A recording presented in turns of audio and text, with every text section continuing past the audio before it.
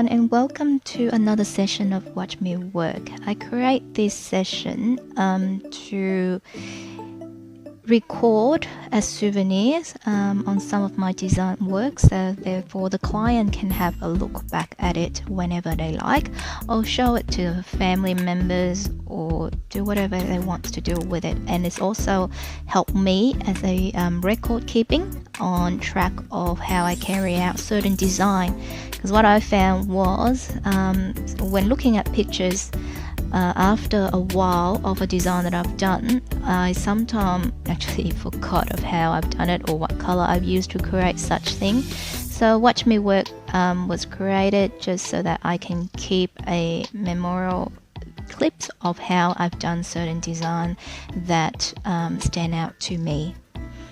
So this session is one of my last sessions for last year. I'm just a little bit behind with all the recording and all the Christmas and New Year, but hopefully I'm catching up with all of them soon. This is Beck's hand. This is my first time doing backhand. She's came out the blue on the 23rd of December and asking if I can squeeze her in before Christmas. She came from the country, I believe, one of the regional town, and she was only coming to the city to spend some time with her family, and she was going home the next day. But before that, she wanted to squeeze in a nail session. So I've managed to put her in on Christmas Eve, and this is what we will be doing for her. She wanted her hands longer and also shaped in a pointy almond shape, and she's also shown me a pictures which I'm going to post up, and she wants something replica to that, different shape of course. So we basically going to prepare her nails like I've done, and then I'm just going to basically ombre her nails between white and the color. She didn't want the nude and the color like the pictures, but she wanted the white background. So we're just going through putting on the base coat.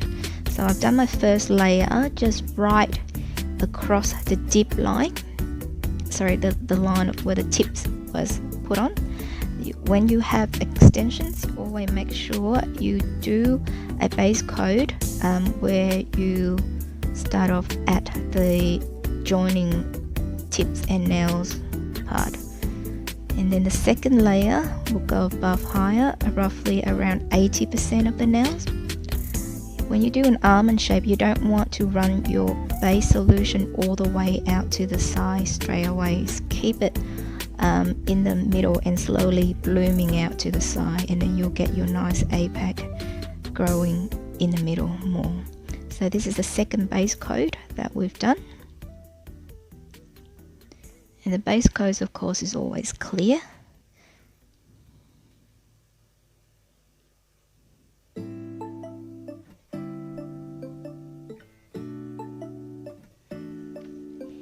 If any nails that have more of a flat surface, you might want to dip the base a few extra coats, just so that but staying in the middle part only of the nails, so that you can build up a little bit of nice apex on the nails. Some nails already curved, and then you can just do, in general, one layer will be enough. So our next color, or the first color that I'm put on, is I'm going to do the whole nails in white. We are doing ombre effect, but the color part of the nails, which will be the tips of the nails, will be in neon color, which is glow in the dark color. So those kind of color need a little bit of milky base or a bright base underneath. It will help the color lit up a lot more. So therefore I'm dipping the whole nails in white at first. If for some reason she's wanted a nude and a neon color, You still can go ahead and do a nude and a white ombre as well underneath, because I think that white base really lift off the neon color later. Without it might be too translucent or a little bit translucent, so, and then it won't show up as much when it's in the dark. We don't know the pictures that she's showing, was it glow in the dark color or not, but I recommend to use glow in the dark color so that it's more vibrant. So we're going through dipping the whole nails in white. So the first white coat we painted all throughout the whole nails as even as possible.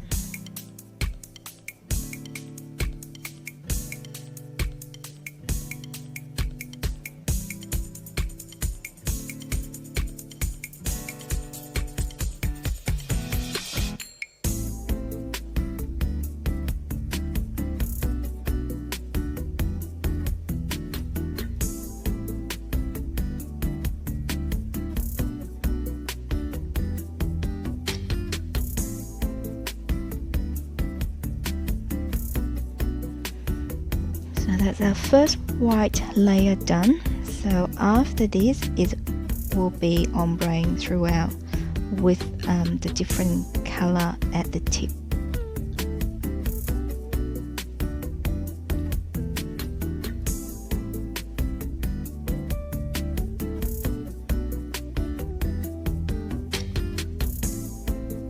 So this is what I'm going to be using. They are neon color. They're not dipping color. They just purely neon glow in the dark powder.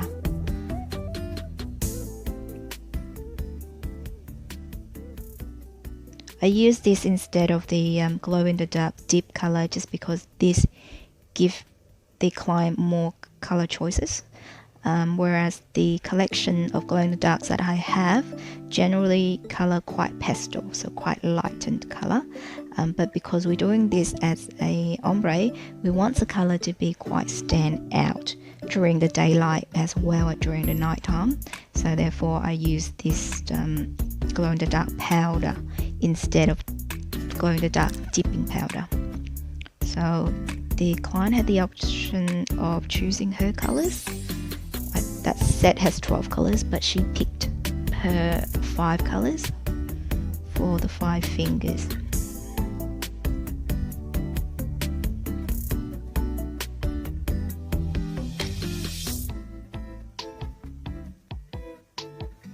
In general, I say to the client, they're the one that will have to wear the nail, so it's better off if they make the decision how they want their nails to look like. And I will try to honor that decisions as much as possible. But I do have other clients who just want me to go whatever I want. So those I call my freestyle clients, where I have to think of the design on their behalf, and hopefully afterward they like it. So we're going to start ombreing now. Once again, just the base solution over, thinly but evenly. And then I'm using my ombre brush. This is one of my favorite ombre brush. It's an old acrylics brush. And then you just trim it down to the length that you want. You use an old acrylic brush because I think the brittle stayed quite firmed and it picked up the color or the powder quite well, rather than the softer. You can use a softer makeup brush, but you'll find that it won't pick up the finer powder as well. So we sprinkle the color over the tip first, and then we'll sprinkle the white from the cuticle down, and then you just brush the color through. Gonna go straight ahead and do a second coat because I'm doing this one finger first to make sure that the client is happy with the intention of what I want to do. Once she's happy, then I can follow through with the whole set. So the second layer you want to, in ombre, you want to alternate your color. So at first we put the color in the tip first, then the color from the cuticle, but then second round come, you want to alternate, so you put the color from the cuticle first, then the color from the tip. And with ombre you have to keep alternating like that to create that blending effect when the two color meets.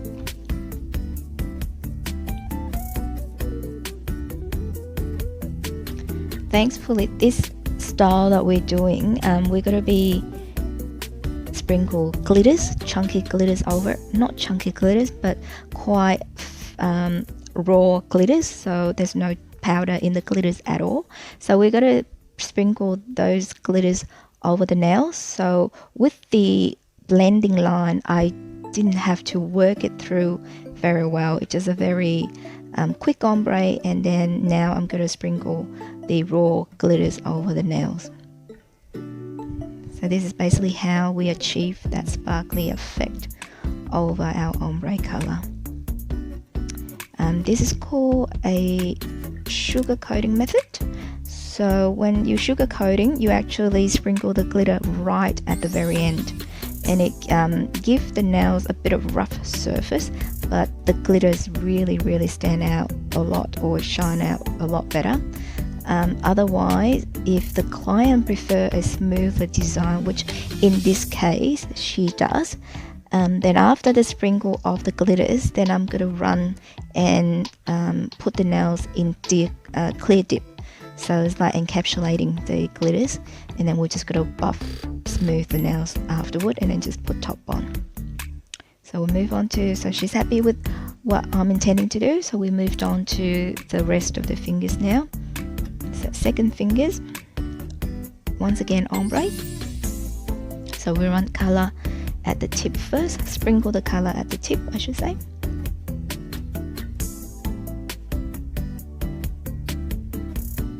So that's a different brush that I have on for ombre. Didn't know why I used that particular brush, it's probably just handy there.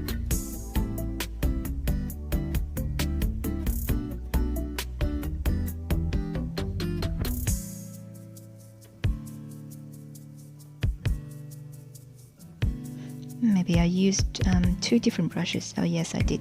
So I used two different brushes for two different color. Whoop, sprinkle the wrong finger. Yeah, so one brush for the white and one brush for the neon color. I think because I'm working with white, I don't want to contaminate my white with other color, so I use different brushes. There are sometimes I can use the same brushes to do ombre. Just depends on what color it is being used. So second layer, once again, I go down from the cuticle, alternate the color, and then I go down from the cuticle first instead of going up from the tips. And where the two color meet, you want to move that area up and down a little bit as well, so don't stay right on the same layer. So like in the tips, the orange was a little bit lower on the first layer, and then in the second layer I'll bring the orange a little bit higher. So when you alternate like that, that way you create your blending.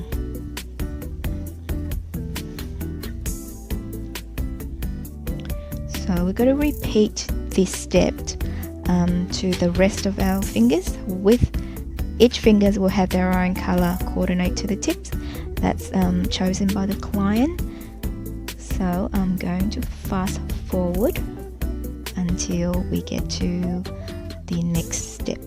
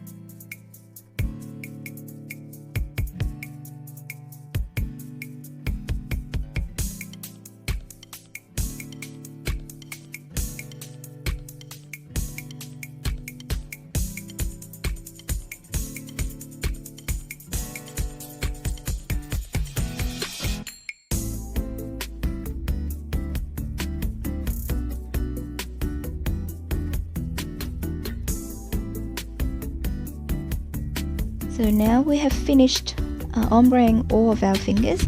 So we're going to come back and sprinkle the glitters, the raw glitters, over the fingers again. Just create that sparkle effect. So just basically using number 2 foundation base, brushing it evenly, thinly over the nails, and then just I use a cuticle pusher and just scoop up the raw glitters and then just sprinkle them over. Had a little catcher underneath there so that if any glitters fall out, can be caught, and then I can use them so they're not going to waste. So after sprinkle, you pat them down while they're still wet, because we're doing an encapsulating later, so we're dipping them back into clear. We sprinkle clear powder over them later to create a smooth surface.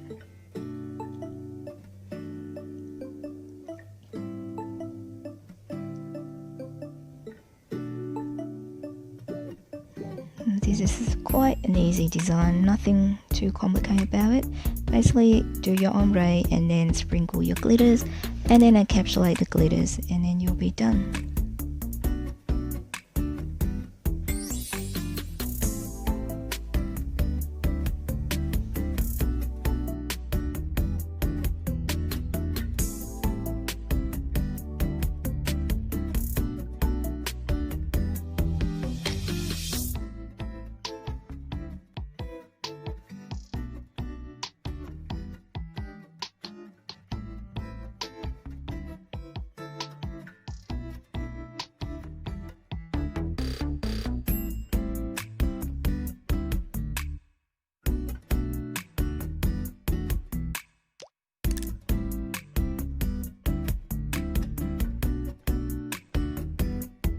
Now is our final powder layer, which is the clear layer. I'm using general not polished clear here. With encapsulating, in this particular instance, you don't have to keep the clear coat super clear because it is glitters anyway, so you can get away with a standard granny clear coat. So I'm just using my basic not polished clear color. I use both clear as my base and as my top, but I do have a glitter clear where you dip it in for glitters, and it might be a little bit dirty or contaminated, but then I use that for the base as well. And then I have another clear, which is a clean clear, I call it. So that clear, I keep it for natural color or nude color, so you still have the clear coat but not interfering with the color with any particle from something you don't want it on your color. And when you're encapsulating, I do find that sprinkle the color on the top is better than dipping the whole fingers into the color pot. And the glitters is a bit chunky, so I might have to do a second coat of the clear, so then it makes sure they can smooth it all out. When you're doing encapsulating, you can go and put a little bit generously with your base foundation solution, and then when you sprinkle the color, it will help the clear blend it in within the solution a lot more, and it stay smoother, like translucent clear, more easier. If you put not enough solution, the base coat, then the powder won't be completely blend, and you might get dry patches or grainy effect over your clear because there's not enough solution in it. So when you do encapsulating clear, go plenty with the solution and then sprinkle your powder over, so your coat will stay nice and smooth.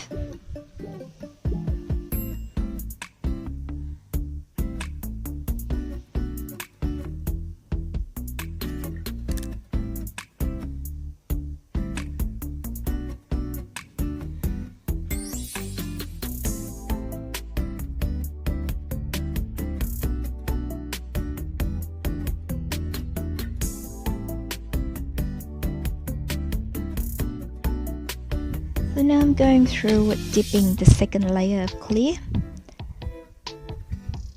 and this will be our very last layer. After this, I'll put activator on or sealer, and then it's ready to be filed, and then use the e-file over.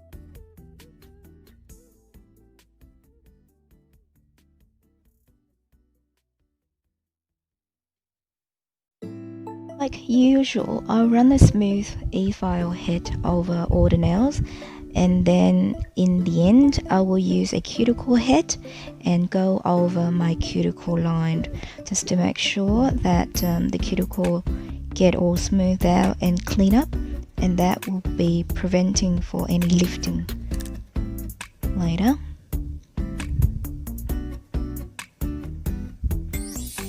Anybody who hasn't had a cuticle head, I strongly recommend you invest in one.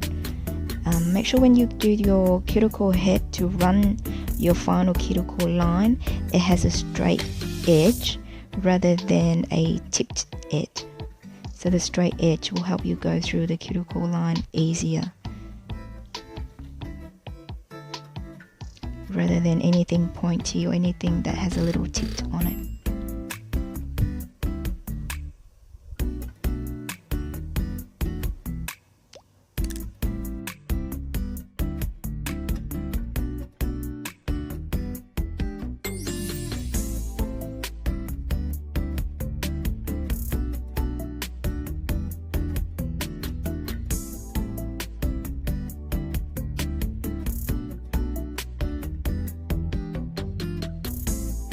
In the end, we do a little buff again, make sure all surfaces is smooth, and then we run activator over it, because remember, you always have to run activator underneath your dip top, otherwise it will not dry properly.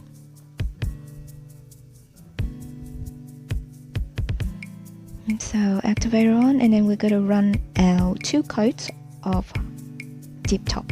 So the first coat, always a thinner coat, and you don't have to run all the way through the cuticle line on your first coat. Only when the second coat, when you come back, that's when you want to cover the whole nails from cuticle right down to the tip. And generally after this I will put the timer on. I use 6 or 7 minutes depending on the weather. In the hot weather the dip top tend to dry up a lot quicker than the cold weather, but I put my timer on, and I strongly requested all my clients to sit still, not use their hand, don't move their hand, just for that 6-7 minutes. And this is to ensure they will get the maximum shine from the tip top.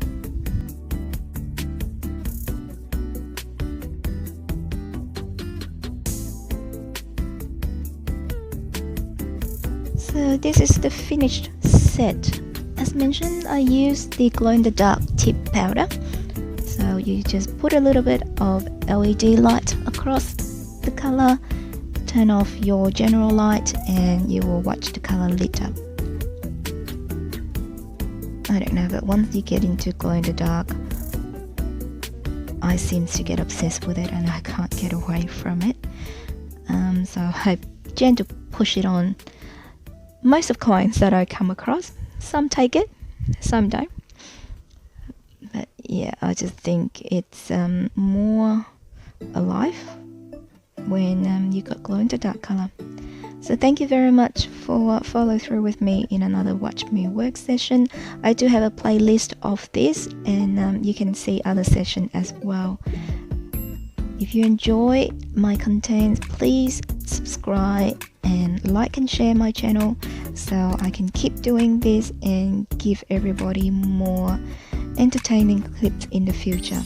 In the meantime, take care, and hopefully I'll see you again in the next video. Thank you.